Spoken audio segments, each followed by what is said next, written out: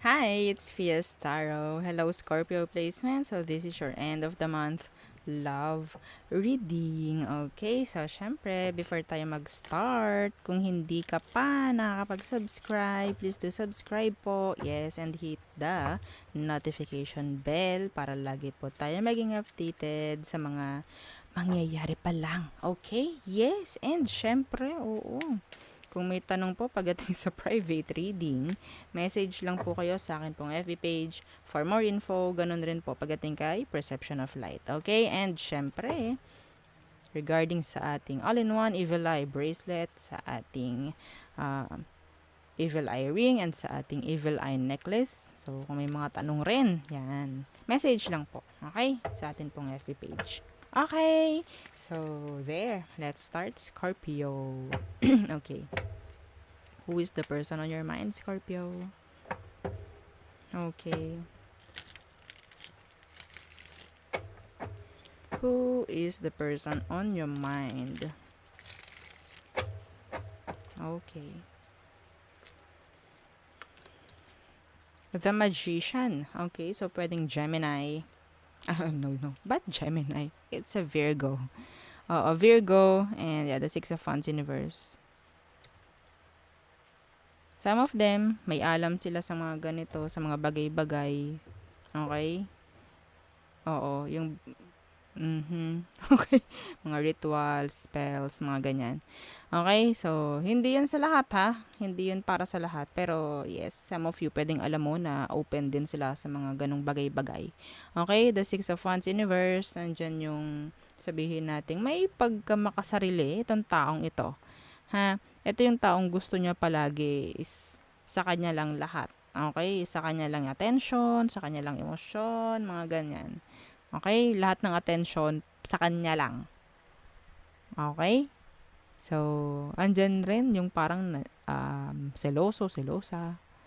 Ha? Okay? So, andito rin yung energy na parang nagpapahabol itong taong to sa'yo. Okay? Nagpapahabol siya sa'yo. Yes.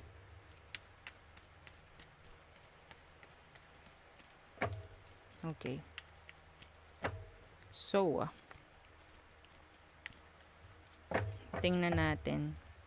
Ano ba ang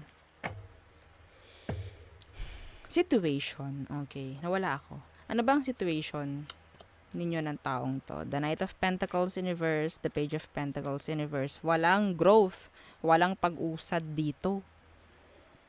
Oo. Yeah, the Four of Swords. Some of you break nga kayo ng taong to, the Five of Chalices.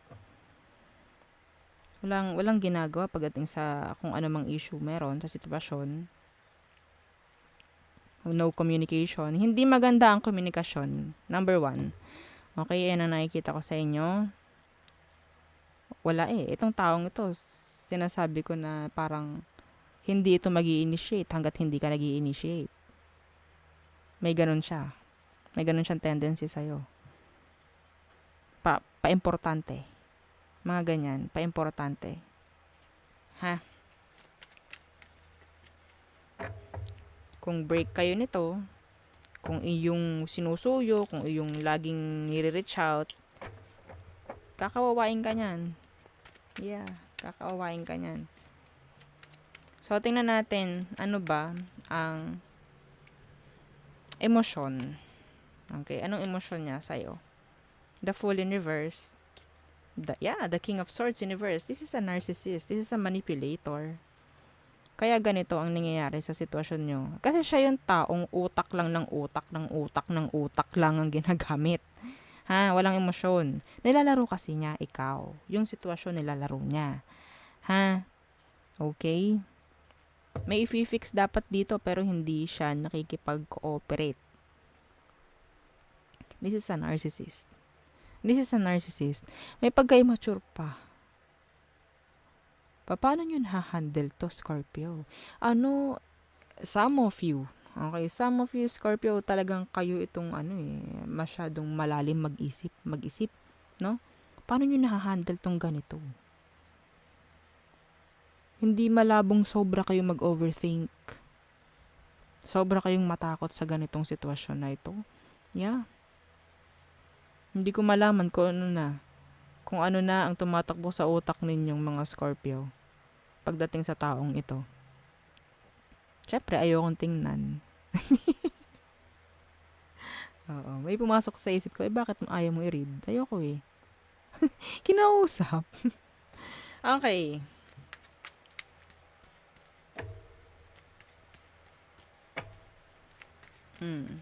This is a narcissist. Liar. Okay? Anong next action niya towards the situation nyo? Wheel of Fortune, the Hangman. Wala itong gagawin patungkol sa mga pagbabago. Kung may kailangang baguhin, hindi niya gagawin yun. Hindi niya gagawin. The Ten of Chalices in reverse. The Lovers. See? Hindi niya gagawin yan. Kung makikita mo, ito yung connection nyo. Ito yung parang nasa likod ng connection, which is the Ten of Chalices. This is sadness. This is sadness. Kung magkaroon man kayo ng connection, hindi ko nakikita magiging masaya to. No. Walang oras tong taong to para magkaroon ng pagbabago sa sitwasyon nyo. Sarili lang nga kasi yung iniisip niya sarili lang. Kung masaya siya, wala siyang pakialam sa'yo. Basta siya masaya. Basta siya nakukuha niya yung mga gusto niya. Basta siya sinusunod. Okay.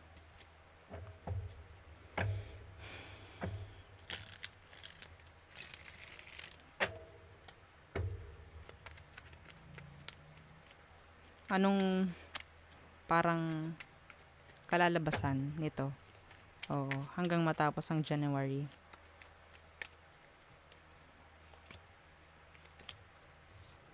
The Ace of Swords. The Nine of Swords in reverse. Again, the Ten of Chalices. Andito yung connection, andito yung communication, pero ito yung nasa ilalim. Ito yung hindi nyo alam. Ito yung hindi nyo kita. Okay? The Ten of Chalices in reverse. This is sadness. This is sadness. Okay? Yeah, and the Four of Wands in reverse. This is short term. No stability here. No? Oo, wala ditong equal give and take. Oo, masyado tong mahina. Masyado tong marupok na pagsasama, kung tutuusin. Walang haligi, kulang. Parang ganyan. Kulang sa pundasyon. Parang ganyan. Okay? Ang nakikita ko lang dito is communication. Just communication. Pwedeng magkaroon kayo ng connection or komunikasyon ng taong ito. Hanggang end ng January. Pwedeng end ng January is gumawa to ng way. Makausap ka. Pero yun lang. Yun lang. Pero yun nga, be careful dahil alam ng taong ito. Alam ng taong ito kung paano ka. What? Paikutin. Kung makikita mo to, unang-unang card nyo, The Magician. Kung makikita nyo, may maliit na tao dun. Ayun o. Ganito siya. Pagdating sa'yo. Eto ka. Siya yung magmamaniobra ng sitwasyon. Kaya mo ba? Kaya mo ba yun? Kung hindi, gamitin mo na ang Ace of Swords para i-cut off itong taong to. Para mawala na lahat ng isipin. Hindi rin naman masaya sa totoo lang. Yes. Okay. Ikaw lang ang magsasuffer in the end. Okay, so tayo tumungo na sa all signs. Aries through Pisces. Okay, Aries. Unfinished business. Still. Taurus. Hindi na ganoon kalakas yung connection. Okay. Gemini. Gusto nila ng connection with you. Partnership. Cancer. So, meron ditong ending with a Cancer or a new beginning. Next is Leo. So, si Leo, pwedeng open yung option niya, pwedeng option ka lang niya, mga ganyan. Virgo. So, parang dinidetach na yung sarili from you or nililet go ka na, like that. Libra. So, nandyan yung parang gusto niya, gagawin niya or gagawin mo yung mga gusto niyang gawin. Okay? Scorpio, communication.